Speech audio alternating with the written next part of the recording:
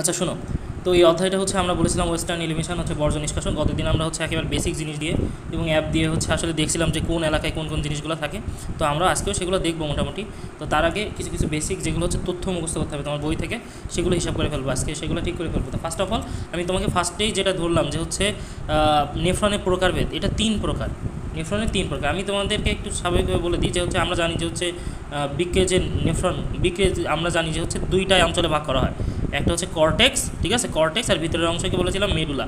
তো এইখানে বলেছিলাম যে আমি যদি একটা নেফ্রনকে আঁকাই, ঠিক আছে, তা আমি নেফ্রনের অগ্রভাগ কী জিনিস আমরা জানি হচ্ছে অ্যাফারেন্ট আর্টারিওল, এবং তারপর হচ্ছে গ্লোমেরুলাস, এবং তারপরে চলে গেল হচ্ছে ইফারেন্ট আর্টারিওল, এবং তারপরে কিন্তু হচ্ছে এই যে বোম্যান্স ক্যাপসুল, তারপরে হচ্ছে প্রক্সিমাল কনভলিউটেড টিউবুল, অর্থাৎ হ্যাঁ প্রক্সিমাল কনভলিউটেড টিউবুল পিসিটি বলতে পারি। তারপর হচ্ছে লুপ অফ হেনরি বা হেনরির লুপ, তারপর হচ্ছে ডিস্টাল কনভলিউটেড টিউবুল পেছানো নালিকা, এবং তারপর হচ্ছে সংগ্রাহী নালিকা, এই যে সংগ্রাহী নালিকাটা। আচ্ছা এই সবগুলো আমরা বুঝলাম। এখন জিনিসটা হচ্ছে এই নেফ্রনটা আমি বলেছিলাম যে এরকম একটা দাগ কেটে দিয়েছিলাম, এরকম একটা দাগ কেটে দিয়েছিলাম। তো এটার মানে এটা আসলে কি, যে দেখতেছি আমরা যদি নেফ্রনটাকে ভাগ করি 2টা অঞ্চলে অ্যাকচুয়ালি ভাগ করা যায়। একটা হচ্ছে রেনাল কর্পাসল, ঠিক আছে, রেনাল কর্পাসল, রেনাল কর্পাসল, এই যার ভিতরে আসলে 2টা জিনিস থাকে, একটা হচ্ছে গ্লোমেরুলাস এবং আরেকটা হচ্ছে বৃক্কের বোম্যান্স ক্যাপসুল। 2টা জিনিস থাকে, একটা হচ্ছে গ্লোমেরুলাস, গ্লোমেরুলাস, এবং আরেকটা হচ্ছে এটা বোম্যান্স ক্যাপসুল, বোম্যান্স ক্যাপসুল। তো এগুলার আসলে 2টা লেয়ার আছে, সেই লেয়ারের বিষয়ে আমরা পড়বো। তো যা বোম্যান্স ক্যাপসুল এটুকু মাথায় রাখি। আর তারপর এই যে এই অংশটুকু, এই যে এই অংশটুকু, এটুকু আমরা বলতেছি হচ্ছে পিসিটি বা প্রক্সিমাল কনভলিউটেড টিউবুল, অর্থাৎ নিকটবর্তী পেঁচানো নালিকা। আর এই যে ইউ আকৃতির মতো যে লুপটা, এটা হচ্ছে লুপ অফ হেনরি, ঠিক আছে, হেনরি লুপ। আর তারপর এইখান থেকে এই অংশটুকু হচ্ছে ডিসিটি, অর্থাৎ দূরবর্তী পেঁচানো নালিকা।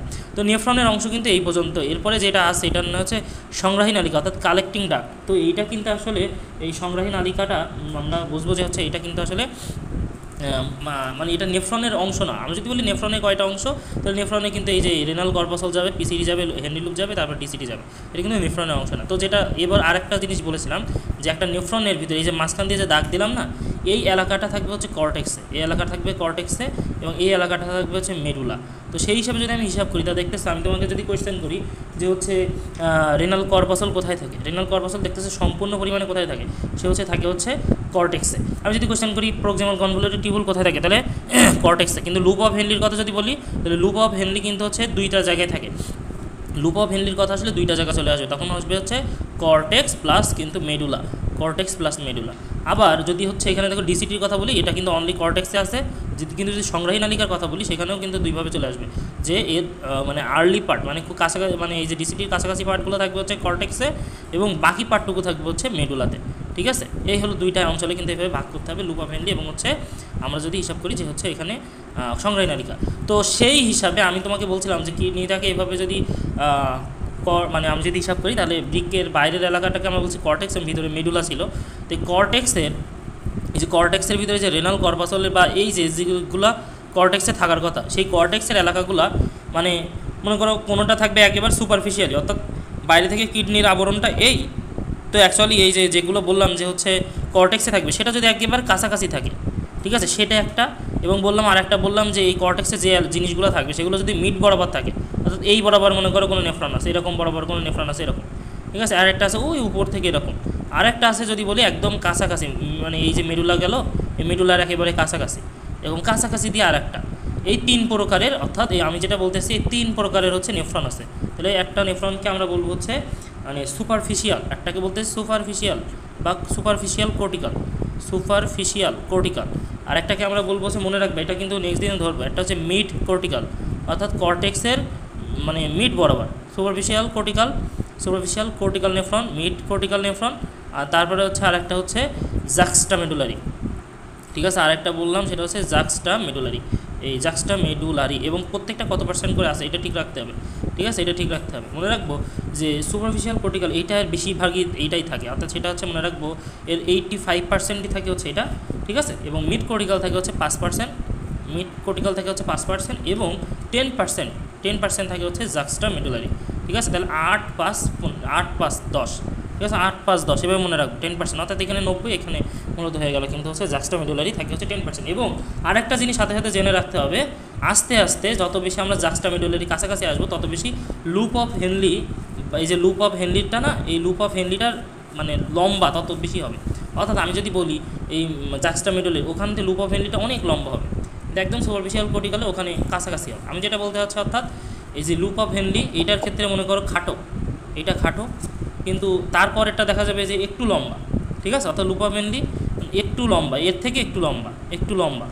আর এইটা মনে রাখতে হবে মেইন লম্বা লুপ অফ হেনরিটা মনে রাখবো যে জাক্সটামেডুলারির এই লুপ অফ হেনরিটা অনেক বেশি লম্বা, এটা মাথায় রাখবো।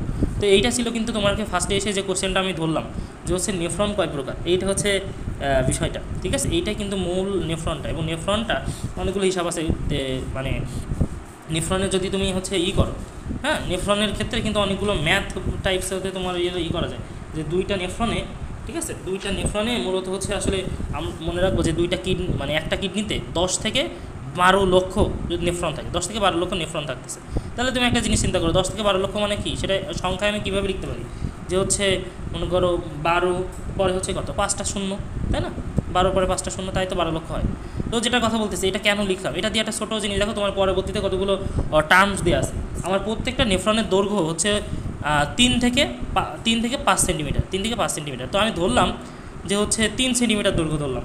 আমি যদি 3 সেন্টিমিটার দৈর্ঘ্য ধরি তাহলে আমি দেখতেছি যে হচ্ছে একটা বৃক্কের ক্ষেত্রে আমি নেফ্রনের দৈর্ঘ্যটা হিসাব করতেছি, যে কোনো একটা বৃক্কের ক্ষেত্রে আমি নেফ্রনের দৈর্ঘ্য যদি হিসাব করি, তাহলে এবার তুমি দেখো একদম সহজ হিসাব যে তাহলে একটা বৃক্কের ক্ষেত্রে আমি যদি একটা বৃক্কের ক্ষেত্রে নেফ্রনটা কত লম্বা, সবগুলো নেফ্রন যদি একটা সুতার মতো একটার পর একটা জোড়া দিই তাহলে কতটা আসে, তাহলে এখানে আসতেছে এই যে 12 লক্ষ, 12 পরে হচ্ছে মানে 5টা শূন্য গুণ হচ্ছে 3, আমি 3 সেন্টিমিটার ধরতেছি।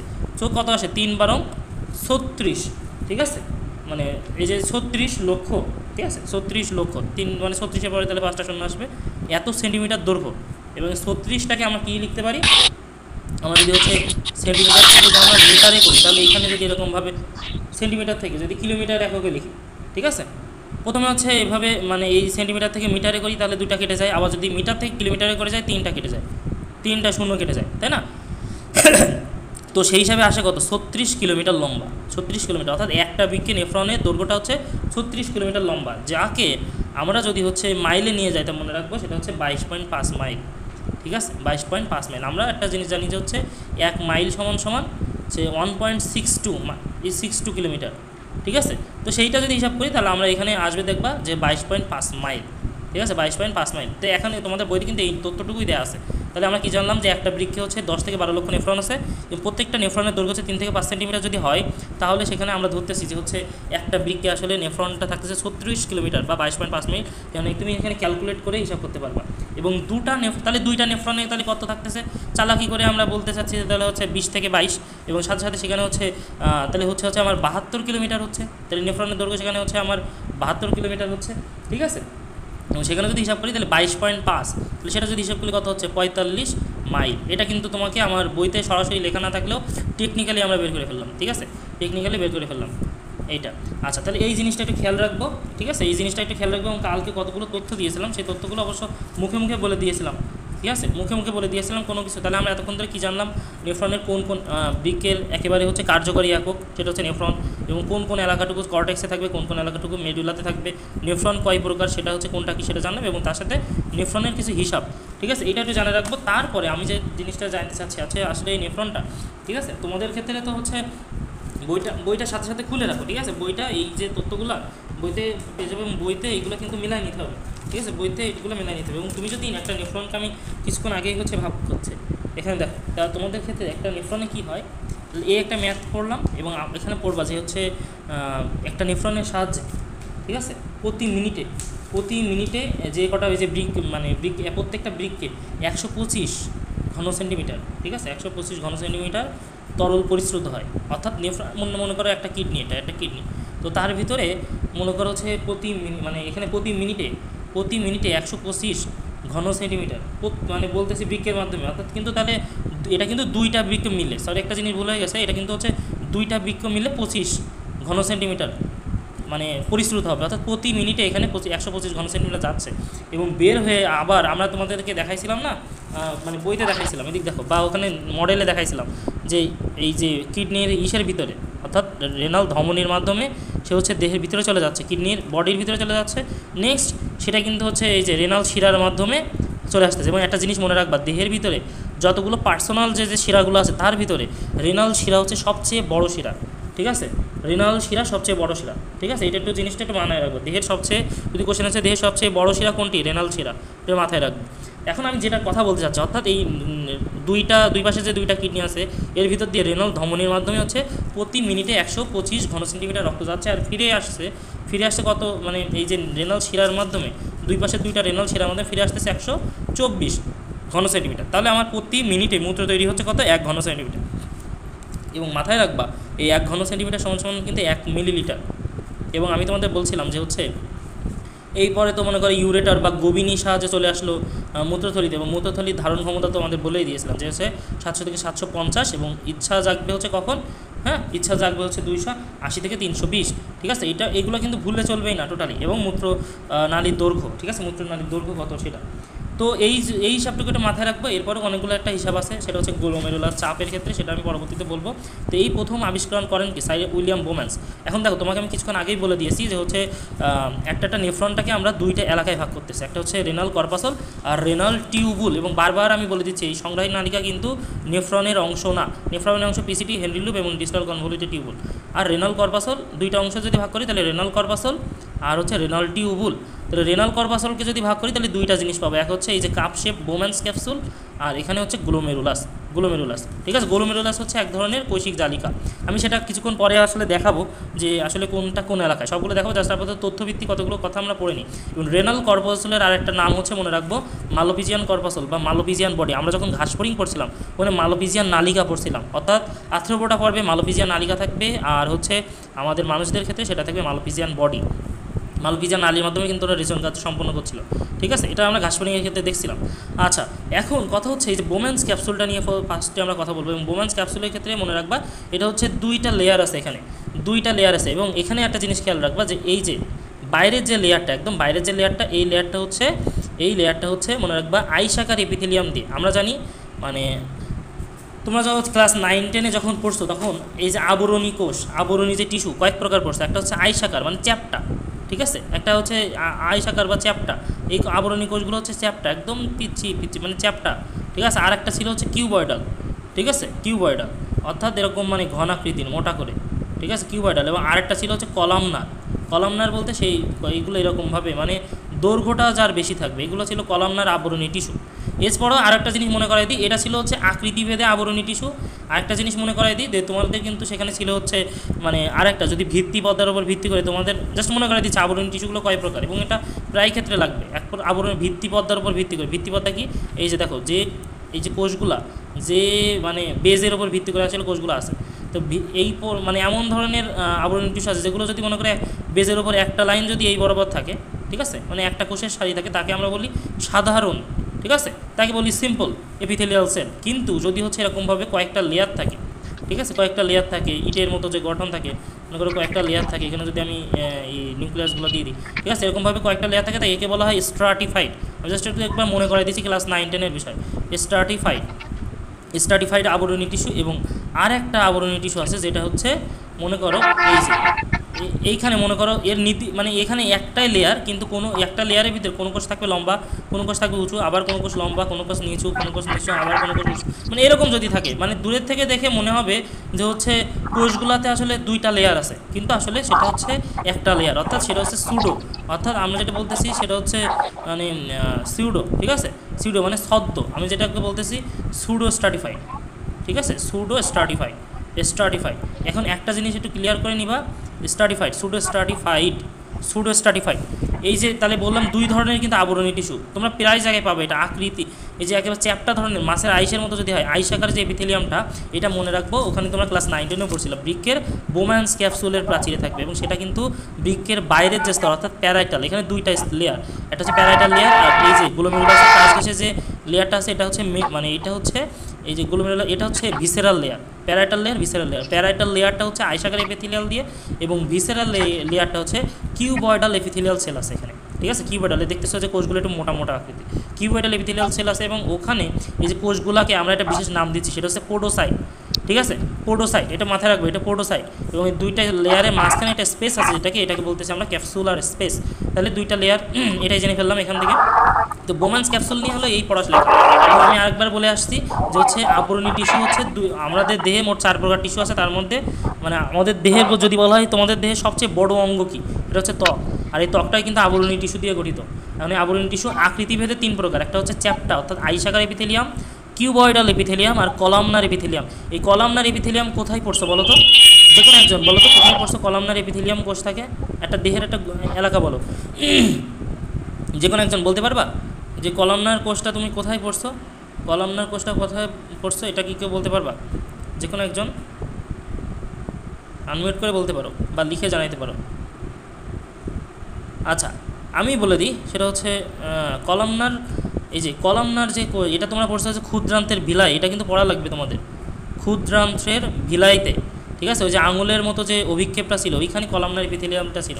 এবং এই যে কিউবয়েডাল এপিথেলিয়াম আকৃতিভেদে, যে কিউব আকৃতি অর্থাৎ ঘন আকৃতির যে মানে কোষগুলো, এটা কোথায় থাকে, এই যে আমরা কিছুক্ষণ পরেই পড়বো এপোরক্সিমাল প্যাসানো নালিকা, ওইখানে কিন্তু কিউবয়েডাল এপিথেলিয়াম থাকে, ঠিক আছে, কিউবয়েডাল এপিথেলিয়াম থাকে। আমরা পরবর্তীতে কিছুক্ষণ পরে প্রক্সিমাল কনভলিউটেড টিউবুলের কথা পড়বো, তো ওইখানে জিনিসটা একটু বোঝার চেষ্টা করবো।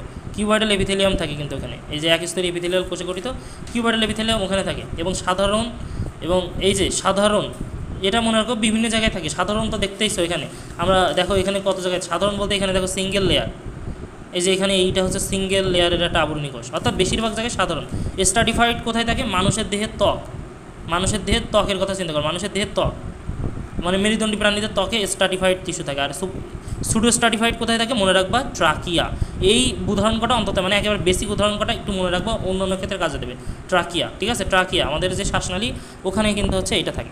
তো যাই হোক আমি ওসবে যাবো না, এখন জিনিসটা হচ্ছে আমি যেটা কথা বললাম এতক্ষণ ধরে কথা বলছিলাম হচ্ছে বোম্যান্স ক্যাপসুল নিয়ে, এবং তারপরে হচ্ছে কথা আসবে হচ্ছে গ্লোমেরুলাস। এবং গ্লোমেরুলাসে এখানে দেখতেইছো আমি তোমাকে গতদিন একটা জিনিস লিখতে বলেছিলাম যে হচ্ছে পাথওয়ে অফ ব্লাড, কেউ অবশ্য আল্লাহর রহমতে লিখে দেওনি, মানে একজন লিখে দিয়েছিল শেফাউল্লাহ, ঠিক আছে, সে লিখে দিয়েছিল, বাকি কেউ লিখে দেয় না। আমাদের কিডনির ভিতরে আসলে কীভাবে রক্তটা যাচ্ছে, কোন কোন পথে যাচ্ছে আমি বলেছিলাম, এবং সেটা কোন কোন পথে ফিরে আসবে সেটার কথা, ঠিক আছে। তো আমি গতদিন কিন্তু আসলে মডেলের সাহায্যে দেখাইছিলাম সেগুলো হচ্ছে কোন কোনভাবে যাচ্ছে।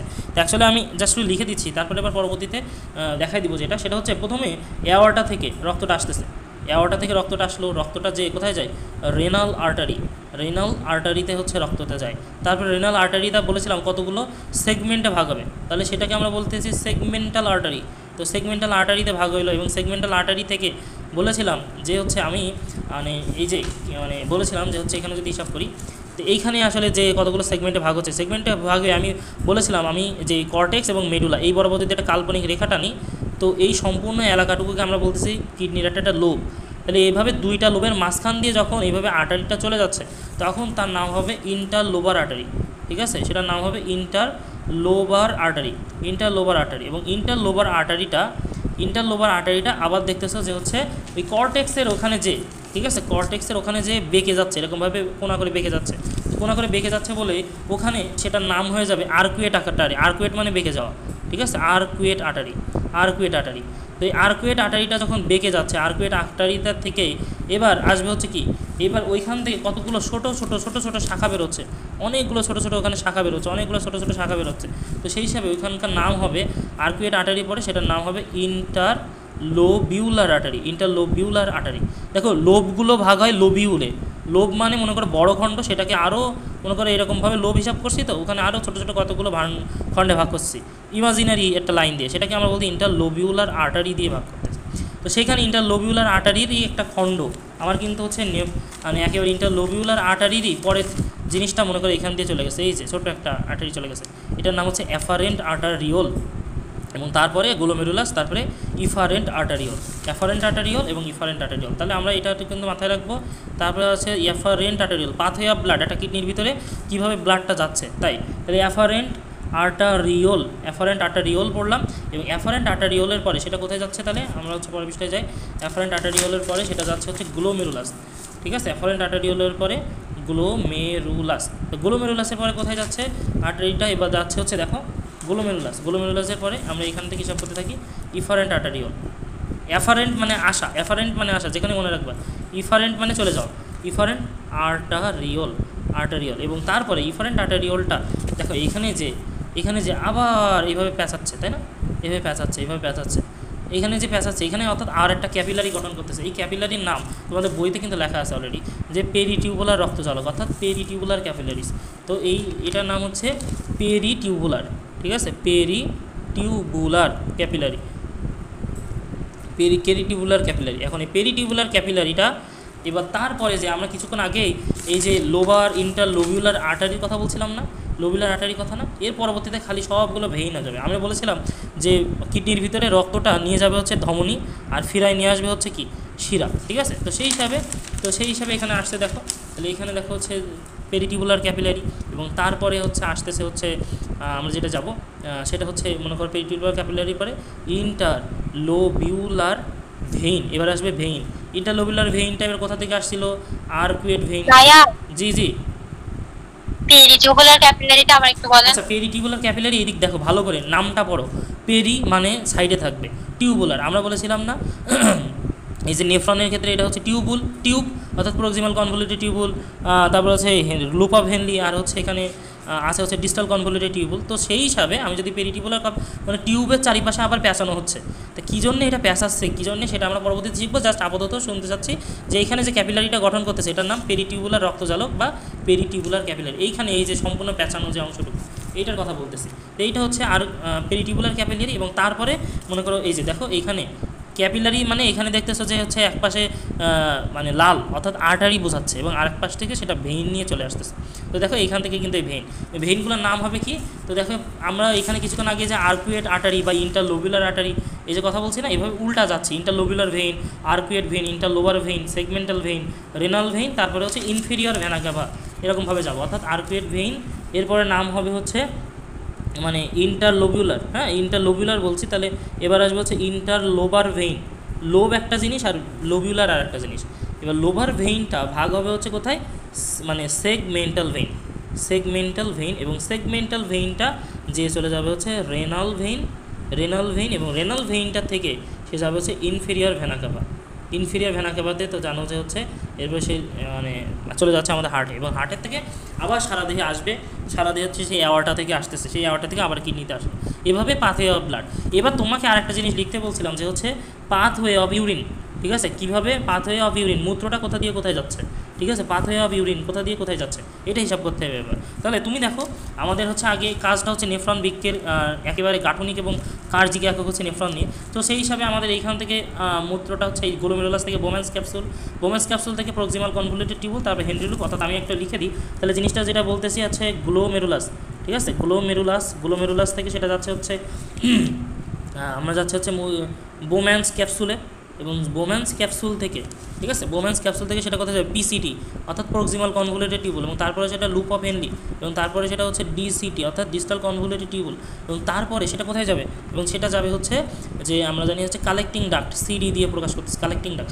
কালেক্টিং ডাক্টগুলো অনেকগুলো কালেক্টিং ডাক্ট একসাথে মিলে তাকে আমরা বলবো হচ্ছে ডাক্ট অফ বেলিনি, ঠিক আছে, এইখানে তোমার কিন্তু সেটা লেখা আছে, ডাক্ট অফ বেলিনি গঠন করবে, অনেকগুলো সংগ্রাহী নালীকে একসাথে মিলে ডাক্ট অফ বেলিনি গঠন করবে, এটা খুবই গুরুত্বপূর্ণ, পড়ে ফেলতে হবে। এবং ডাক্ট অফ বেলিনিগুলো উন্মুক্ত হবে কোথায়, আমি তোমাদের বলছিলাম যে হচ্ছে এই যে রেনাল যে পিরামিড আছে একটা বৃক্কে, যে হচ্ছে এই যে রেনাল পিরামিডটা আছে, তো রেনাল পিরামিডের এই যে অ্যাপেক্সটা এখানে থাকে, আর অ্যাপেক্স হচ্ছে মানে হাইলামের দিকে থাকে, এটা এই যে অংশ দিয়ে আসলে বলেছিলাম এটা দুইটা নাম, যে হচ্ছে এই যে অংশ দিয়ে আর রেনাল ধমনী এবং রেনাল শিরা প্রবেশ, মানে রেনাল শিরা বের হয়ে আসছে, রেনাল ধমনী প্রবেশ করতেছে, রেনাল নার্ভ প্রবেশ করতেছে, এবং ইউরেটার বের হয়ে আসছে, এই জায়গাটুকুর নাম হচ্ছে পোর্টা রেনিস বা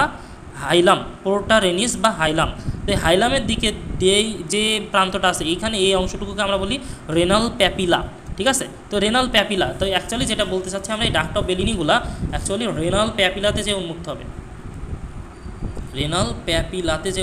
এবং রেনাল প্যাপিলাতে যখন উন্মুক্ত হচ্ছে তারপরে সেটা কোথায় যাচ্ছে আমি বলেছিলাম যে এরপরে কিন্তু চলে আসবে কি, এই যে এখানে চলে আসবে হচ্ছে আমার ইউরেটারের অগ্রভাগ, আমি যে ফানেলাকৃতি যে অংশ এটাকে বলছিলাম পেলভিস, এবং পেলভিসটা কতগুলো 2 থেকে 3টা খণ্ডে বিভক্ত হবে, সেটাকে আমরা বলবো হচ্ছে মেজর ক্যালিক্স, এবং মেজর ক্যালিক্সগুলো কতগুলো মাইনর ক্যালিক্সে ভাগ হবে। তো আমি মূত্রটা ঠিক ওই বরাবর নিয়ে আসতেছি, তা সেই কারণে আমার কিন্তু হচ্ছে নামটাও এইভাবে চলে আসবে, রেনাল ক্যাপিলারি থেকে উল্টা আসতেছি। তাহলে এবার আসবে মাইনর ক্যালিক্সের থেকে এবার যাবে হচ্ছে মেজর ক্যালিক্স, এবং মেজর ক্যালিক্স থেকে মূত্রটা এবার কোথায় যাবে হচ্ছে পেলভিস, এবং পেলভিস থেকে মূত্রটা কোথায় যাবে হচ্ছে ইউরেটার থেকে সেটা যাবে হচ্ছে ইউরেথ্রা বা হচ্ছে ইউরিনারি ব্লাডারে যাবে। ইউরেথ্রাতে এক্ষুনি যাবে না, আগে তো ব্লাডারে যাইতে হবে।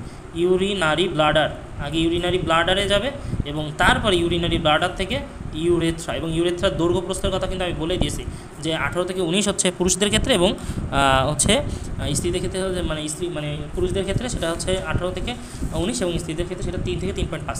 এটা হচ্ছে মাথায় রাখতে হবে। ইউরেথ্রা থেকে তারপরে আসলে টয়লেটে চলে গেল, তো সেটার কথা, অর্থাৎ মিক্সরেশন ঘটবে যে পথে। এটা হচ্ছে পাথওয়ে অফ ইউরিন, এবং তার আগে আমি পাথওয়ে অফ ব্লাডটা বললাম। এটা খুবই গুরুত্বপূর্ণ, এটা যদি তোমার ক্লিয়ার কনসেপ্টের জন্য গুরুত্বপূর্ণ, যতটা না পরীক্ষার জন্য গুরুত্বপূর্ণ, তার হচ্ছে কনসেপ্টটা ক্লিয়ার থাকবে, তাহলে কিন্তু বিভিন্ন প্রকার অ্যান্সার করা যাবে।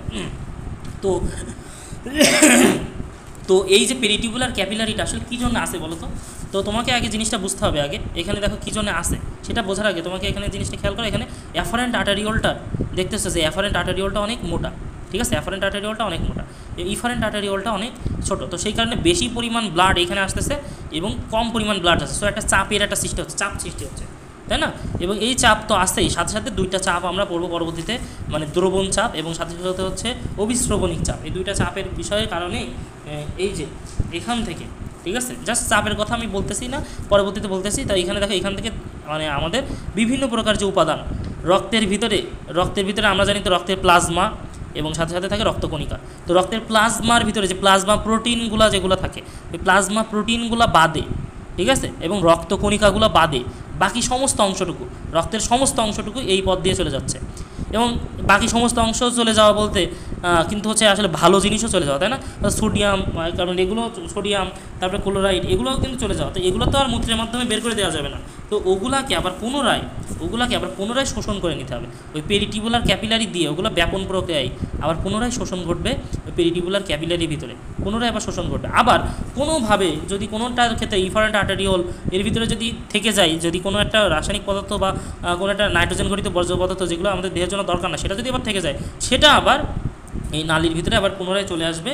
তো এই হিসাবে নালী এইভাবে কিন্তু আমাদের দেহের ভিতরে আয়নিক ভারসাম্যটা রক্ষা করবে, সে সাথে সাথে অম্লক্ষারের ভারসাম্য রক্ষা করবে। তার পরবর্তীতে আমি সেটা যদি একসাথে লিখি, আমার যে হচ্ছে মানে বৃক্কের আসলে মানে সিম্পল কাজটা কী, ঠিক আছে, বৃক্কের কাজটা আমি যদি হচ্ছে একেবারে সিম্পলিফাই করি, তাহলে জিনিসটা হচ্ছে ফার্স্ট অফ অল কাজ কী কী অপসারণ করতেছে সে, তাহলে এখান থেকে সে অপসারণ যদি করে, তাহলে অপসারণের ভিতরে আছে বিভিন্ন নাইট্রোজেন ঘটিত যে বর্জ্য পদার্থগুলো আছে, অর্থাৎ ইউরিক অ্যাসিড এবং ক্রিয়েটিন, সেগুলো এবং তারপরে দেহে বিভিন্ন যদি মনে করো কেউ যদি বিষ খায়, সহজ কথায় কেউ যদি বিষ খায় বা ঔষধ, একটা ঔষধে কিন্তু সকল অংশটুকু দেহের জন্য প্রয়োজন হয় না, ঠিক আছে?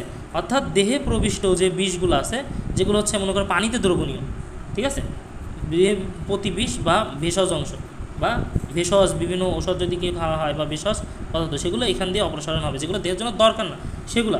এবার আমি যদি এইটা খুবই গুরুত্বপূর্ণ, কী কী এখান থেকে ক্ষরণ ঘটতেছে, কিডনি নেফ্রন থেকে একটা এনজাইম ক্ষরণ হয়, সেই এনজাইমের নাম হচ্ছে রেনিন, ঠিক আছে, রেনিন ক্ষরণ হয়। এটা এনজাইমটার নাম মনে রাখবে এবং বারবারই বলে দিচ্ছি, এখানকার রেনিনের বানান RI ডাবল মানে RININ।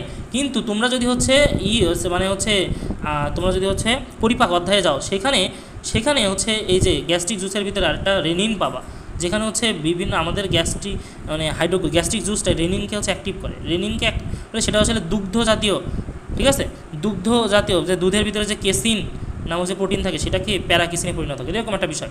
তো সেইখানে সেই রেনিনের বানানে কিন্তু ডাবল এন থাকে, আর এখানকার রেনিনের বানানে RINN, এবং এই রেনিন খরিত হয়, ঠিক আছে? এই রেনিনটা আসলে কোথা থেকে খরিত হয় এটা একটু জায়গাটা একটু দেখাই দিই, জাস্ট মনে রাখবা।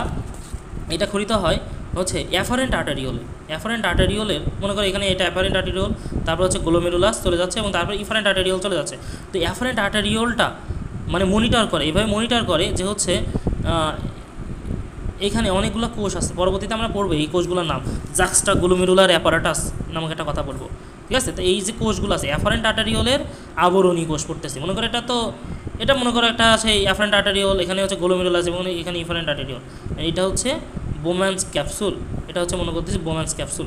তো এখন ওটার বিষয় না, এই যে অ্যাফারেন্ট আর্টারিওলের যে আবরণী যে কোষটা আছে, অর্থাৎ একটা নল, তো তার নলের ভিতরে যে আবরণী কোষটা আছে, সেই আবরণী কোষটা মনিটর করে যে কী পরিমাণে রক্ত এখানে আসতেছে, অর্থাৎ রক্তের চাপটা আসলে কী পরিমাণে আছে। তো রক্তের চাপ যদি সহজ কথা কমে যায়, রক্তচাপের অনেকগুলো মানে উপায় আছে, সাধারণত হচ্ছে কেউ যদি পানি না খায় অনেকক্ষণ ধরে, রক্তের ভলিউম যদি কমে যায়, সহজ কথা ব্লাড ভলিউম যদি কমে যায় এবং রক্তের ঘনত্ব যদি অনেক বেশি হয়ে যায়, এই যে অ্যাফারেন্ট আর্টেরিওলের যে আবরণী কোষ, ওখানে আমরা ওর নাম হচ্ছে জাক্সটা গ্লোমেরুলার সেল। ঠিক আছে, এখানকার যে কোষগুলো, এই কোষগুলোর নাম হচ্ছে জাক্সটা গ্লোমেরুলার কোষ। জাক্সটা গ্লোমেরুলার কোষ, এই জাক্সটা গ্লোমেরুলার কোষ থেকে এই রেনিন এনজাইমটা খরিত হয় এবং রেনিন এনজাইমটা পরবর্তীতে রেনিন অ্যানজিওটেনসিন বলে একটা মেকানিজম আমাদের দেহে ঘটে, সেটার মাধ্যমে আসলে রক্তচাপটা নিয়ন্ত্রণ করে। ঠিক আছে, আর যদি বলা হয় একটা হরমোন খরিত হয়, তো এই হরমোনটা হচ্ছে এরাইথ্রোপয়েটিন। ঠিক আছে, হরমোন হচ্ছে এরাইথ্রোপয়েটিনটা গত দিনও বলেছি, হরমোন হচ্ছে এরাইথ্রোপয়েটিন এবং এরাইথ্রোপয়েটিনটা কোথা থেকে খরিত হয় মনে রাখবা, সেটা হচ্ছে পেরিটিউবুলার ক্যাপিলারিস, যেটার কথা বললাম না, এই পেরিটিউবুলার ক্যাপিলারিসের আবরণী কোষ থেকে। ঠিক আছে, যদিও এর একটা পয়েন্ট আছে যে এই পয়েন্টের থেকে আসলে কী করে পেরিটিউবুলার, আপাতত খালি তোমাদের লেভেলে খালি এইটুকু জানা লাগবে পেরিটিউবুলার কোষ, যদি বানানটা ভুল হয়েছে পেরিটিউবুলার মানে আমি যেটা বলতেছি, আমরা পেরিটিউবুলার যে ক্যাপিলারি পড়লাম না, সেখান থেকে পেরিটিউবুলার মানে এপিথেলিয়াল সেল, ঠিক আছে, এপিথেলিয়াল সেল। তো এরাইথ্রোপয়েটিনের কাজ কিন্তু এরাইথ্রোপয়েসিস, অর্থাৎ হচ্ছে লোহিত রক্তকণিকা উৎপাদনের প্রক্রিয়ার নাম হচ্ছে এরাইথ্রোপয়েসিস, অর্থাৎ এরাইথ্রোসাইট উৎপাদনের প্রক্রিয়ার নাম এরাইথ্রোপয়েসিস। তো সেই এরাইথ্রোপয়েসিসটা ঘটাইতে গেলে এরাইথ্রোপয়েটিন নামক হরমোন দরকার। তো সেই হরমোনটা কিন্তু এখান থেকে খরিত হয়। সাথে সাথে বিভিন্ন ভারসাম্য, এই বৃক্কের কাজ হচ্ছে বিভিন্ন ভারসাম্য রক্ষা করা। ঠিক আছে, গতকাল বলেছি, জাস্ট মুখে বলছি, আপাতত আজকে খালি লিখে দিচ্ছি। সেটা কি, একটা হচ্ছে H2O, মানে কিডনি খালি হচ্ছে এই দুটো কাজই করতেছে না, অর্থাৎ কিডনি খালি অপসারণ এবং ক্ষরণ করতে না, তার সাথে কিছু কিছু ভারসাম্য বজায় রাখতেছে। সেই ভারসাম্য কি, একটা হচ্ছে পানির ভারসাম্য।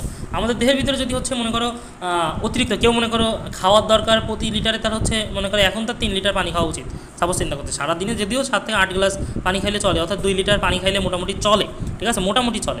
এখন 3 লিটার খাইছে, অথবা মনে করো এখন সে অনেক বেশি পরিমাণে পানি খাইছে, তো এই সবগুলো পানি কিন্তু রক্তের ভিতরে যে মিশে যাবে না, অর্থাৎ সবগুলো পানি কিন্তু তার দেহে কাজে লাগবে না। তো এটা কোথা দিয়ে নিষ্কাশিত হবে, তো মনে রাখবো এই যে পানিগুলা, হ্যাঁ, এই যে পানিগুলো আমাদের এই যে সংগ্রাহী নালিকা, পানির ভারসাম্যটা রক্ষা করবে। অর্থাৎ এখানে আমরা যেটা পড়তেছি কালেক্টিং ডাক্ট, সংগ্রাহী নালিকার ওইখানে বিশেষ কিছু কোষ আছে। ঠিক আছে, পরবর্তীতে কোষগুলোর নাম শুনবা, যদিও বিশেষ কিছু কোষ আছে।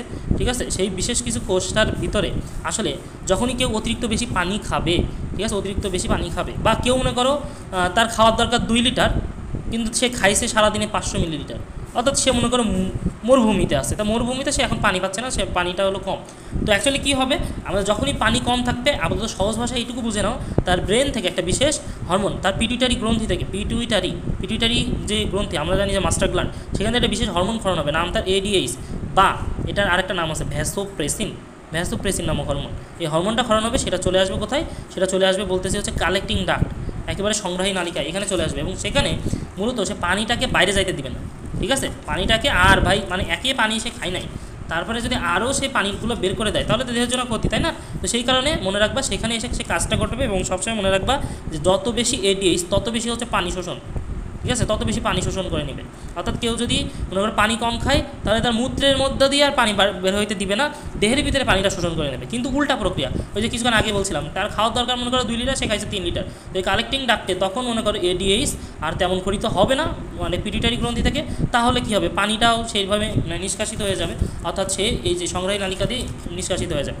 ঠিক আছে, তো এইভাবেই কিন্তু পানির ভারসাম্যটা রক্ষা করতেছে। সাথে সাথে কী করতেছে, এভাবে শুধু কিন্তু পানির ভারসাম্য না, এরপরে আরেকটা বিশেষ বিষয় আছে, সেটা হচ্ছে অম্ল ক্ষার। ঠিক আছে, অম্ল বা ক্ষারের ভারসাম্য রক্ষা করতেছে। তো অম্ল বা ক্ষারের ভারসাম্য কী রক্ষা করতেছে মনে রাখবা, দেহের ভিতরে, অর্থাৎ আমি যেটা বলতেছি, রক্তে যদি ইউরিন মানে রক্তে যদি হাইড্রোজেন আয়ন বেশি হয়ে যায়, তার মানে কি অ্যাসিডোসিস। ঠিক আছে, অ্যাসিডোসিস, অর্থাৎ হাইড্রোজেন আয়ন মানে কি অ্যাসিড, যার যত বেশি হাইড্রোজেন সে তত অ্যাসিডোসিস, অর্থাৎ রক্তের বিষয়ে যদি হাইড্রোজেন আয়ন বেশি হয়ে যায় অর্থাৎ অ্যাসিডোসিস হয়, ইউরিন বা হচ্ছে মূত্রের মাধ্যমে হাইড্রোজেন আয়ন নিষ্কাশন হবে। এর জন্য যদি প্রক্রিয়া আছে, আমরা পরবর্তীতে একটু বিস্তারিত শিখবো, জাস্ট এক কথায় শিখতেছি। তাহলে এটা দেহের ভিতরে যদি অ্যাসিড হয়, তাহলে এখানে অ্যাসিড মনে করতেছি রক্তের ভিতরে, আমাদের রক্তের ভিতরে কোনো একটা প্রক্রিয়া হতে পারে, সেটা ডায়রিয়া, বমি, এই মাধ্যমে মনে করো হচ্ছে এইরকম বিভিন্ন প্রক্রিয়ার মাধ্যমে মনে করো হচ্ছে দেহের ভিতরে অ্যাসিডোসিস হয়েছে বা অ্যালকালোসিস হয়েছে, অর্থাৎ আমি বলতে করতেছি রক্তের ভিতরে বাইকার্বনেটের সংখ্যা। ঠিক আছে, এটা যদিও উভধর্মী পদার্থ, তারপরে আমরা মনে করছি ক্ষারীয় ধর্মটা বেশি, এটা অনেক বেশি পরিমাণে হয়েছে, তার ফলে আমাদের দেহে অ্যালকালোসিস হয়েছে, অ্যালকালোসিস। ঠিক আছে, তো অ্যালকালোসিস যদি বেশি হয়, তাহলে মূত্রের মাধ্যমে সে বেশি বেশি বাইকার্বনেট নিঃসরণ করবে। ঠিক আছে, বেশি বেশি বাইকার্বনেট নিঃসরণ করে। তো এইভাবে কি অম্লক্ষারের ভারসাম্যতাও কিন্তু নির্ণয় করতেছে সে, এবং সাথে সাথে বিভিন্ন আয়নের ভারসাম্য, অর্থাৎ তাহলে আমরা দুইটা ভারসাম্য বললাম, পানির ভারসাম্য, অম্লক্ষারের ভারসাম্য, এবং সাথে সাথে আয়নের ভারসাম্য রাখবে। অর্থাৎ দেহের ভিতরে মনে করো পটাশিয়াম আয়ন অত বেশি দরকার না, যদি পটাশিয়াম বেশি থাকে তাহলে তার হচ্ছে কার্ডিয়াক অ্যারেস্ট, অর্থাৎ হার্ট অ্যাটাক ঘটে। ঠিক আছে, কার্ডিয়াক অ্যারেস্ট, অর্থাৎ হার্টের জন্য বেশি পটাশিয়াম দরকার না। ঠিক আছে, হার্টের জন্য বেশি পটাশিয়াম দরকার না, তো সেই হিসাবে কার্ডিয়াক অ্যারেস্ট ঘটতে পারে।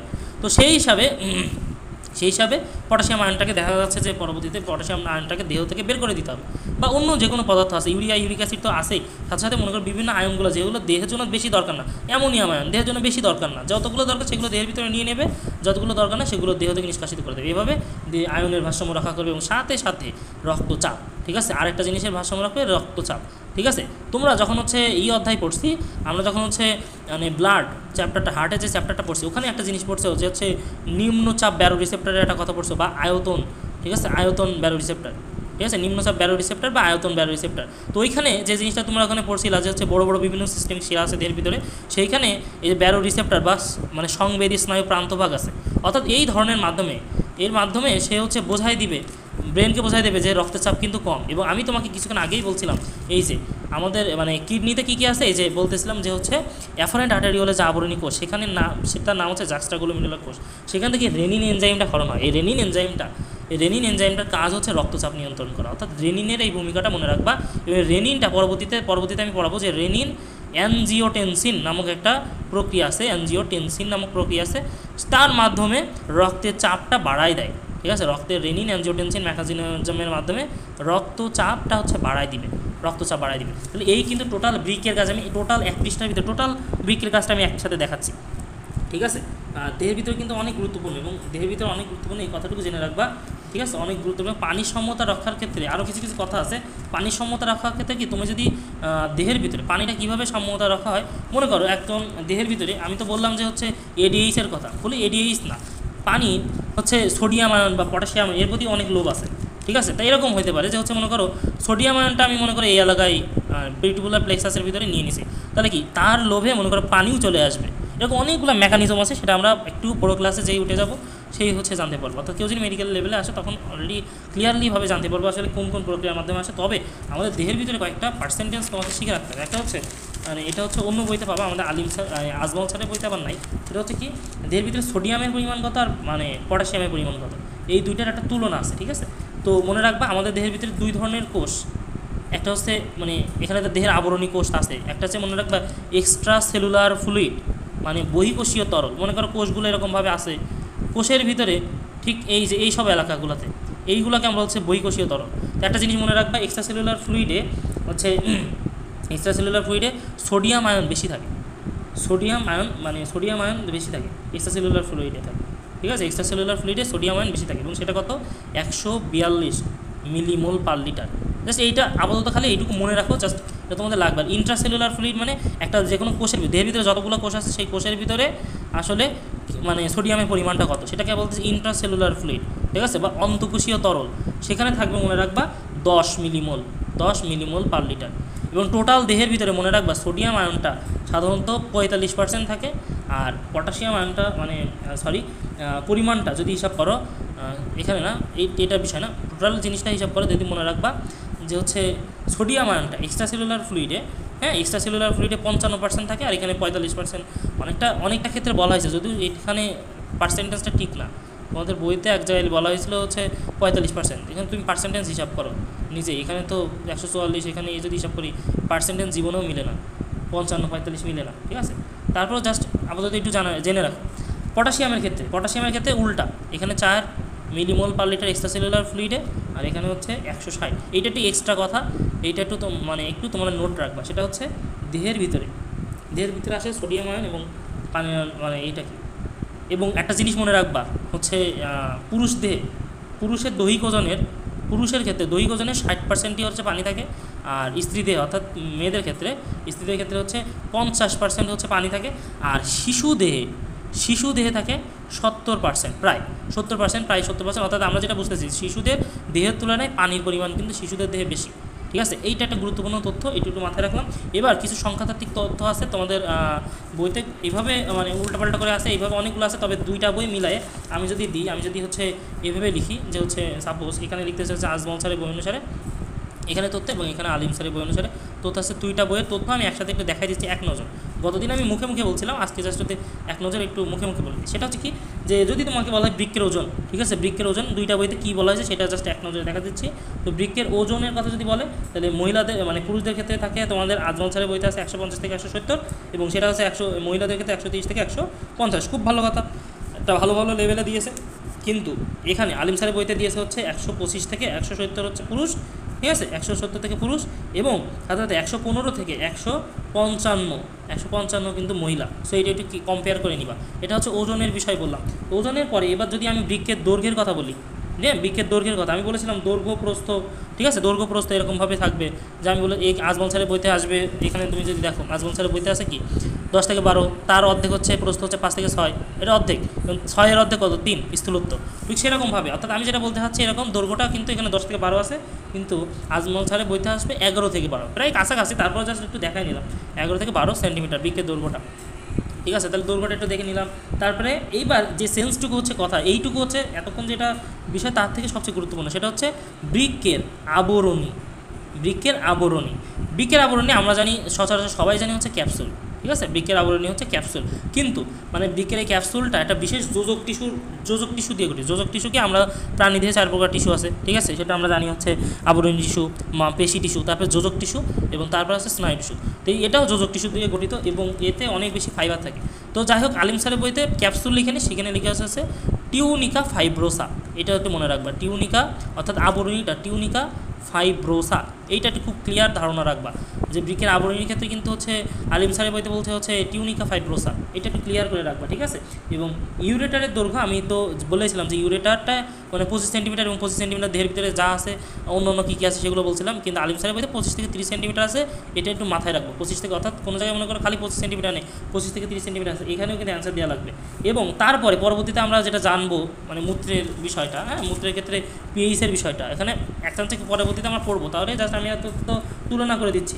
মূত্রের পিএইচ আমার আজমল স্যারের বইতে বলা আছে হচ্ছে 6.5, কিন্তু হচ্ছে আলিম স্যারের বইতে কিন্তু বলা আছে মানে 5 to 6.5, এইটা একটু ক্লিয়ার করে নিবা, ঠিক আছে। আচ্ছা, তারপরে ইউরেথ্রা দৈর্ঘ্য অর্থাৎ মূত্রনালী যে দৈর্ঘ্যটা, ইউরেথ্রা এখানে আমরা গতদিন আমি বলে দিয়েছিলাম এবং আজকেও বলেছি কয়েকবার যে হচ্ছে ইউরেথ্রার দৈর্ঘ্যটা, ঠিক আছে, যে পুরুষদের ক্ষেত্রে থাকবে হচ্ছে 18 থেকে 19 এবং মহিলাদের ক্ষেত্রে, অর্থাৎ এটা পুরুষদের ক্ষেত্রে মহিলাদের থেকে 3.5 থেকে 4, ঠিক আছে, সেন্টিমিটার, সবগুলো সেন্টিমিটারে। কিন্তু আজমল স্যারের বইতে বলছে হচ্ছে সেটা 18 থেকে, জাস্ট চেঞ্জ হয়েছে 18 থেকে 19 না বলে হচ্ছে 18 থেকে 20, ঠিক আছে। এই কমপ্লিট একেবারে, এখানে মেয়েদের ক্ষেত্রে মেয়েদেরটা সঠিকই বলছেন, একেবারে ঠিকঠাক। আচ্ছা, তারপরে আপেক্ষিক গুরুত্বতে একটু মানে আছে, এটা আমার বলে দেওয়া হয়নি মূত্রের পিএইচের সাথে। মূত্রের আপেক্ষিক গুরুত্ব, তো সেটা কী হবে? মূত্রের আপেক্ষিক গুরুত্বের ক্ষেত্রে মনে রাখবো 1.008 থেকে 1.030, কিন্তু আলিম স্যারের বইতে বলছেন 1.01 থেকে 1.50। এই যে দুইটা চেঞ্জ, আমি একদম বেসিক চেঞ্জ, কতগুলো চেঞ্জ আছে এই চেঞ্জগুলো একটু একসাথে ক্লিয়ার করে দিলাম, ঠিক আছে, একসাথে ক্লিয়ার করে দিলাম। এবার তোমাদের একটা বাসার কাজ থাকবে, তো বাসার কাজটা হচ্ছে কি মনে রাখবা যে এদের ক্ষেত্রে যে দেখো আমি কিছুক্ষণ আগেই বলছি যে হচ্ছে মানে আমাদের মানে আমি একটা জিনিস বোঝাই দিচ্ছি জাস্ট, এখান থেকে মনে করা হচ্ছে অ্যাফারেন্ট আর্টারিওল, তারপরে গ্লোমেরুলাস, তারপরে ইফারেন্ট আর্টারিওল। তো এর মাধ্যমে কিন্তু হচ্ছে এখান থেকে সকল উপাদানগুলো আমি বলেছিলাম কিছুক্ষণ আগে যে তোমাদের বইতেও লেখা আছে, দেখবা যে এখান থেকে এই গ্লোমেরুলাস, এখানে অ্যাফারেন্ট আর্টারিওল থেকে গ্লোমেরুলাস হয়ে এই বোম্যান্স ক্যাপসুলার যে স্পেসে, সেখানে রক্তের ভিতরে যত মনে করো রক্তের ভিতরে রক্তকণিকা, তারপরে এবং রক্তের প্লাজমার ভিতরে যে প্রোটিন আছে, সে প্রোটিন ছাড়া বাকি সমস্ত অংশটুকু, সমস্ত পানি, সমস্ত লবণ, ইউরিয়া, ইউরিক অ্যাসিড, সমস্ত প্রয়োজনীয় অংশ, অর্থাৎ প্রয়োজনীয় অপ্রয়োজনীয় সকল অংশই কিন্তু এই রেনাল টিউবুলের ভিতরে প্রবেশ করছে। পরবর্তীতে এখন কিছু কিছু জিনিসও চলে গেছে, তো প্রয়োজনীয় সেগুলো আবার পুনরায় এই পেরিটিবুলার ক্যাপিলারি প্লেক্সাসের ভিতরে চলে আসবে, এবং এই ইফারেন্ট আর্টারিওলের ভিতরেও যদি কোনো অপ্রয়োজনীয় জিনিস থাকে সেটা আবার পুনরায় টিউবের ভিতরে চলে যাবে। অর্থাৎ 3টা প্রক্রিয়া, এইভাবে কিন্তু ইউরিনটা তৈরি হবে একেবারে লাস্ট পর্যন্ত। অর্থাৎ আমি যদি বলি যে ফর্মেশন অফ ইউরিনের ক্ষেত্রে 3টা প্রক্রিয়া, ফর্মেশন অর্থাৎ মূত্র তৈরির ধাপ যদি বলা হয়, হ্যাঁ, ফর্মেশন অফ ইউরিন অর্থাৎ মূত্র তৈরির ধাপ, কয়টা?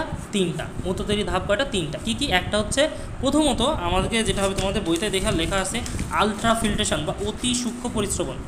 হ্যাঁ, এখানে দেখবো মূত্র সৃষ্টি, ফর্মেশন অফ ইউরিন, 3টা ধাপ। অতি সূক্ষ্ম পরিশ্রবণ অর্থাৎ আমরা যেটা বলতেছি যে একটা আপাতত এটা জেনে রাখো যে একটা হচ্ছে আলট্রা ফিল্ট্রেশন। অর্থাৎ এখানে কি বলতে চাচ্ছে? আলট্রা ফিল্ট্রেশনে হচ্ছে এখানে মূলত গ্লোমেরুলাস থেকে আমি বলছি যে কী কী জিনিস বাদ যাবে। রক্তের, বারবারই বলতেছে এটা, যে রক্তের কণিকা এবং রক্তের ভিতরে আমরা জানি রক্তের প্লাজমার ভিতরে অনেকগুলো প্লাজমা প্রোটিন থাকে। এই প্লাজমা প্রোটিন বাদে বাকি সমস্ত অংশটুকু অর্থাৎ সমস্ত লবণ, ইউরিয়া, ইউরিক অ্যাসিড, সমস্ত জিনিসটুকু চলে আসবে কোথায়?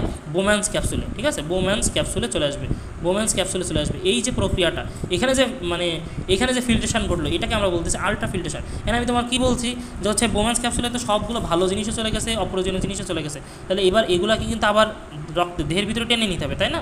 তো এই টেনে নেওয়ার জন্য আরেকটা বিশেষ প্রক্রিয়া আছে, সেটা দেখবো। এখানে যেটা পড়বা সেটা হচ্ছে টিউবুলার রিঅ্যাবজর্পশন।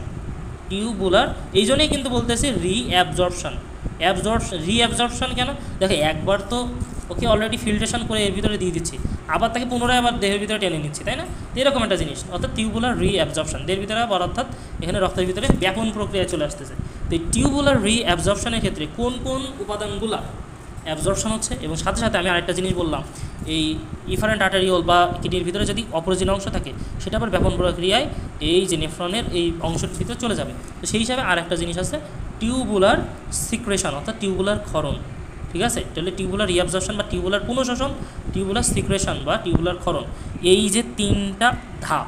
ঠিক আছে, 3টা ধাপ। এখন তোমাদের ক্ষেত্রে পড়া কি 2টা ছক আছে, দেখবে এরকমভাবে 2টা ছক আছে। একটা হচ্ছে প্রক্সিমাল প্যাসোনা নালিকাতে, আমাদের ঠিক এই প্রক্সিমাল প্যাসোনা নালিকাতে কোন কোন জিনিস ফিল্ট্রেশন ঘটে, অর্থাৎ এখানে তো সকল জিনিসই ফিল্ট্রেশন ঘটে, এটা হলো বিষয়। কোন কোন জিনিস হচ্ছে পুনঃশোষণ ঘটে, কোন কোন জিনিস হচ্ছে ক্ষরণ ঘটে। ঠিক আছে, আর হেনরির লুপে তবে একটা কিছু গুরুত্বপূর্ণ জিনিস তুমি চিন্তা করবা, সেটা হচ্ছে কি? ঠিক আছে, এইখানে এই যে চিত্রটা দেখে পড়বা, 2টা জিনিস দেখে পড়বা। 2 জায়গায় কিন্তু আবার 2 রকম আছে তোমাদের বইটার ক্ষেত্রে। একটা হচ্ছে এইখানে এই চিত্র আছে, এইখানে একটা ছক আছে, এই 2টা ছক থেকে দেখে পড়বা। এখানে দেখো এই ছকের মাধ্যমে এইখান থেকে বাইরে যাওয়া বোঝাচ্ছে, সেটা আসলে ক্ষরণ ঘটতেছে। আর বাইরের থেকে ক্ষরণ ঘটতেছে বলছে, এটা হচ্ছে পুনরায় রিঅ্যাবজর্পশন ঘটতেছে। ঠিক আছে, দেহের ভিতরে টেনে নিচ্ছে। আর বাইরে থেকে এই যে দেখো এই যে সবুজ কালারের যে 2টা কটা আছে এই লাইনটা, এগুলো ওই সেই ইফারেন্ট আর্টেরিওল থেকে আবার এই টিউবের ভিতরে প্রবেশ করতেছে। তো এইটার মাধ্যমে আসলে কিন্তু বারবার এভাবে এক্সচেঞ্জ হবে। ঠিক আছে, এইভাবে আয়নের এক্সচেঞ্জ হবে, যেগুলো দেহের জন্য প্রয়োজন সেগুলো দেহের ভিতরে নিয়ে নেবে, বাকি সমস্ত অংশটুকুই হচ্ছে মূত্রের মাধ্যমে পাঠিয়ে দেবে। তবে একটা জিনিস খেয়াল রাখবা, এই যে প্রক্সিমাল প্যাসোনা নালিকা, দেখো তোমাকে আমি বলছি কিছুক্ষণ আগে যে রক্তের কণিকা এবং সাথে সাথে রক্তের ভিতরে যে প্রোটিন আছে সেগুলো বাদে বাকি সমস্ত অংশটুকু চলে যাচ্ছে। এখন এই যে প্রক্সিমাল কনভলিউটেড টিউবুল, এটা চাবে না যে এদের কাছে দায়িত্ব দিতে, যতটা পারে সে আগে নিয়ে নেবে, কারণ দেহের ভিতরে অনেক প্রয়োজনীয় অংশ নেফ্রনের ভিতরে চলে গেছে, সেগুলোকে নিয়ে নিতে। এই জন্য 60% পুনঃশোষণ দেখতেছো, সবচেয়ে বড় শখ হচ্ছে এখানে বড় বাক্স, কিন্তু এর যতটা পারে সে নিয়ে নেওয়ার চেষ্টা করবে, যেগুলো দেহের জন্য দরকার। ঠিক আছে, তো এইখানে এক প্রকার এই যে নিয়ে নেওয়ার পুনঃশোষণের বিষয় আছে, আর এখানে আর একটা পুনঃশোষণের লাইন আছে, 2টা মিলায়ে দুরকমভাবে পড়তে হবে। যদিও একটা ছোটো শখ আছে, যদিও আমি ছন্দ দেওয়ার চেষ্টা করব। ঠিক আছে, তোমাদের সেটা আমি গ্রুপে দিয়ে দিব, কিন্তু হচ্ছে সেটা অতটাও না ভালো লাগলেও মনে হচ্ছে সেটা এইভাবে একবার পড়ে রাখতে হবে, মাস্ট, এটা কিন্তু পড়তে হবে। তবে একটা কিছু যে জিনিসগুলো পড়ে সেটা আমি বলতেছি, সেগুলো হচ্ছে ক্লিয়ার করে দিচ্ছি। দেখো, এই গ্লুকোজ কোনো মতেই গ্লুকোজগুলো আর অন্য কোনো এলাকা দিয়ে আর কি যাইতে পারে না। ঠিক আছে, তো সেই আকারে যত বেশি এখান থেকে যেই গ্লুকোজটা আসবে সেই গ্লুকোজটা ক্যাপচার করে নেওয়ার দায়িত্ব হচ্ছে প্রক্সিমাল কনভলিউটেড টিউবুল। ঠিক একইভাবে amino acid, glucose, amino acid, বেশি পরিমাণে বাইকার্বনেট, বেশি পরিমাণে ক্লোরাইড, সবগুলোই প্রক্সিমাল কনভলিউটেড টিউবুল থেকে আবার সে পেরিটিউবুলার প্লেক্সাসের ভিতরে নিয়ে নেবে। এই গ্লুকোজ কোনো মতেই কিন্তু অন্য জায়গা থেকে আর নেওয়ার সুযোগ নেই। সো সেই হিসাবে কারো যদি এই গ্লুকোজটা নেওয়ার জন্য আর বিশেষ থাকে, ঠিক আছে, বিশেষ হচ্ছে মনে করো চ্যানেল থাকে। ঠিক আছে, বিশেষ চ্যানেল থাকে, কিন্তু আমরা দেহের ভিতরে যদি অতিরিক্ত পরিমাণে গ্লুকোজ হয়ে যায়, অতিরিক্ত পরিমাণে, যেটা মনে করে চ্যানেলের মধ্যে নিয়ে পারতেছে না, অর্থাৎ কারো দেহে যদি ইনসুলিনের পরিমাণ কমে যায় অথবা ইনসুলিন তৈরি না হয়, আমরা যেটাকে বলি ডায়াবেটিস আর কি। ঠিক আছে, ইনসুলিন যদি ডায়াবেটিস মেলাইটাস হচ্ছে 2 প্রকার, একটা হচ্ছে পরবর্তীতে আমি সব একসাথে দিয়ে দেবো, যদিও ডায়াবেটিস মেলাইটাস 2 প্রকার। কারোর দেহে ইনসুলিন তৈরি হয় না, আর কারোর দেহে ইনসুলিন তৈরি হয় ঠিকই, কিন্তু ঠিকঠাক পজিশন, অর্থাৎ কিডনিতে যে কাজ করতে পারে, কিডনিতে বলতেছি, লিভারে যে কাজ করতে পারে না। তো সেই কারণে তাদের রক্তের ভিতরে যদি গ্লুকোজ অনেক বেশি থাকে, তাহলে দেখা যাবে এত বেশি গ্লুকোজ সে প্রক্সিমাল প্যাসোনা নালিকা নিয়ে যেতে পারবে না, এই জন্য তার মূত্রের মাধ্যমে গ্লুকোজ বের হবে। এই কারণে তার নাম ডায়াবেটিস মেলাইটাস, অর্থাৎ মধুমেহ, মূত্রে মিষ্টি, এরকম একটা কথা। ঠিক আছে, তো এইটা হলো কথা। তো এইটা হচ্ছে বিষয়, অর্থাৎ সমস্ত অ্যামাইনো অ্যাসিড এবং গ্লুকোজ সেই এই এলাকা থেকে নিয়ে নেবে। মনে রাখবা এই যে হেনরি লুপের দুটো বাহু আছে, তো একটা হচ্ছে ডিসেন্ডিং আর অ্যাসেন্ডিং। তো ডিসেন্ডিংয়ে দেখো খালি এখানে কী আছে, ওয়াটার, পানি। অর্থাৎ আমি যেটা বলতে চাচ্ছি, ডিসেন্ডিংয়ের ক্ষেত্রে কোনো মতে পানি, শুধু পানি বাইরে বের হইতে পারে, পানি আদান প্রদান করতে পারে, অন্য কোনো সলিউট অর্থাৎ সোডিয়াম আয়ন, পটাশিয়াম আয়ন কোনোটাই কিন্তু এখান থেকে যাওয়া আসা করবে না, ঠিক আছে। আর অ্যাসেন্ডিং বাহুর ক্ষেত্রে মনে রাখবা কোনো মতেই পানি যাওয়া আসা করতে পারবে না, ঠিক আছে। সেক্ষেত্রে খালি লবণ যাওয়া আসা করবে, ঠিক আছে। এইটার এখনও কারণটা কি, কেন কি, এটা আরও বড়ো ক্লাসে উঠলে খুব ভালোভাবে জানতে পারবা, বা তোমাদের যদি সুযোগ হয় আমি বোঝাই দিব। ওইখানে ভাষার একটা বা এখানে তোমার হচ্ছে মানে কাউন্টার কারেন্ট একটা মেকানিজম আছে, সেটার বিষয়ে আমি পরবর্তীতে বলবো। তো আপাতত তোমাদের এই শখের এখানে কী কী যাচ্ছে, কী কী বেরোচ্ছে, এইটুকু মনে রাখতে হবে। দুইটা এলাকা থেকে, এই যে দুইটা জায়গা থেকে কী কী কোন এলাকা থেকে ফিল্ট্রেশন করতে, কোন এলাকা থেকে পুনঃশোষণ করতেছে, এই যে জিনিসগুলো কিন্তু খুবই গুরুত্বপূর্ণ এবং তোমাকে, ঠিক আছে, খুবই গুরুত্বপূর্ণ, এটা কিন্তু মাথায় রাখতে হবে। আচ্ছা, তাহলে এই ছিল। আমরা এরপরের দিন হচ্ছে মূলত হচ্ছে কোন কোন এলাকা থেকে আসলে, এবং তোমাদের কাছে আজকে কিছু গুরুত্বপূর্ণ তথ্য দিলাম, যেমন হচ্ছে মানবদের সবচেয়ে বড় শিরা কোনটা, রেনাল শিরা, এটা মাথায় রাখতে হবে, ঠিক আছে। মানবদের সবচেয়ে বড় শিরা হচ্ছে রেনাল শিরা। আরও কতগুলো কথা আছে, নেক্সট ক্লাসে আরও অনেকগুলো জিনিস জানবো যে কীভাবে আসলে মূত্রটা তৈরি হয়, সেটা আমরা জানবো। তবে এই পড়াটা একটু দহায় লাগে, সবাই একটু করো, ঠিক আছে। এই জিনিসটা খুবই করে, এবং সাথে সাথে আর একটা শখ তোমাদের এমনিতে নিজেদেরই পড়তে হবে। এখানে আপাতত পড়ানোর কোনো কিছু নেই। এই যে শখটা মূত্র, যদি আমি অল্প করে একটু দেখাবো, সেটা হচ্ছে মূত্রের বৈশিষ্ট্য। সেখানে হচ্ছে মূত্রের পিএইচ কত, মূত্রের বর্ণগত, কোন বর্ণের জন্য মানে কোন উপাদানটার জন্য হচ্ছে মূত্রটার মানে গন্ধ, তার আপেক্ষিক গুরুত্ব কত, এবং দুইটার মধ্যে কিন্তু মানে পার্থক্য আমি বলে দিয়েছিলাম। ও তারপরে হচ্ছে যেমন জিনিসটা দেখো, এই যে উপাদানটা, এই উপাদানের সব ইউরিয়া কত পার্সেন্ট থাকে। মূলত হচ্ছে মূত্রে দুই ধরনের উপাদান থাকে, মানে একটা হচ্ছে রাসায়নিক উপাদান থাকে, মানে পানি থাকে হচ্ছে মূলত হচ্ছে 95 থেকে 97%, আর এই যে 3 থেকে 5% থাকে কঠিন পদার্থ। আর কঠিন পদার্থের ভিতরে জৈব অজৈব উপাদান আছে, সেইটার পার্সেন্টেজ। অর্থাৎ আমি যদি বলতেছি যে 100%-এর ভিতরে 95 থেকে 97%ই থাকতে হচ্ছে পানি, বাকি 3 থেকে 5% কঠিন পদার্থ। আর কঠিন পদার্থের ভিতরে আছে জৈব উপাদান এবং অজৈব উপাদান।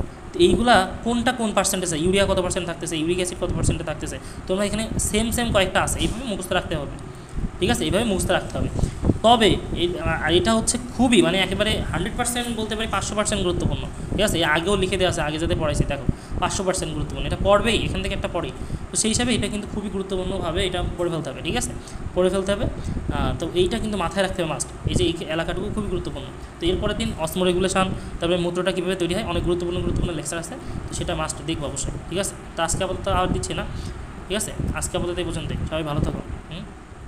আচ্ছা, ঠিক আছে।